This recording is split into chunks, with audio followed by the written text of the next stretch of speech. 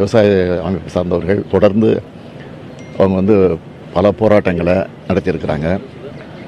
இப்போ தமிழ்நாட்டில் இந்த போராட்டம் நடத்தி எந்த பிரயோஜனம் இல்லை என்று கருதி தான் டெல்லி வரை சென்று தங்களுடைய உணர்வை வெளிப்படுத்தக்கூடிய விதம் தொடர்ந்து அந்த போராட்டத்தை நடத்தி கொண்டிருக்கிறார்கள்.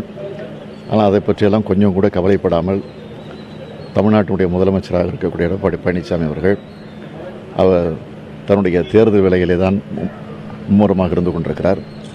இதற்கிடையிலே உயர்நீதிமன்றத்தில் கூட்டுறவு வங்கிகள் வாங்கியிருக்கக்கூடிய கடன் முழுமையும் ஏழை பணக்காரன் என்கிற அந்த பாகுபாடு இல்லாமல் எல்லா விவசாயிகளுக்கும் அதை தள்ளுபடி செய்ய வேண்டும் என்று இன்றைக்கு ஒரு தீர்ப்பு வந்திருக்கிறது. இந்த தீர்ப்பை உடனடியாக மாநில அரசு நிறைவேற்ற வேண்டும்.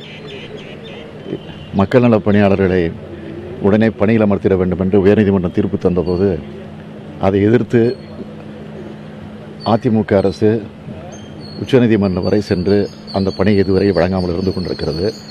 அதுபோல் விவசாயிகளுக்கும் இந்த ஆட்சி செய்துவிடாமல் உடனடியாக இதை நிறைவேற்ற வேண்டும்.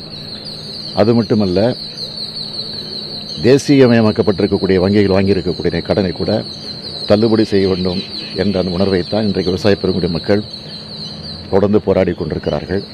எனவே அதற்கான முயற்சிகளை மத்திய அரசு ஈடுபட வேண்டும். மத்திய அரசு ஈடுபடக்கூடிய வகையில் மாநில அரசு அதற்குரிய அழுத்தத்தை தர வேண்டும் என்று நான் கேட்டுக்கொள்கிறேன்.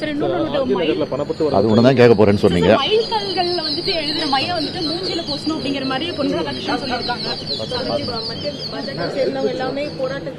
அவர் தமிழ்நாட்டை சார்ந்த ஒரு மத்திய அமைச்சர். அவர் இப்படி சொல்வது வேதனைக்கு வெட்கப்பட வேண்டிய ஒன்றாக இருக்கிறது.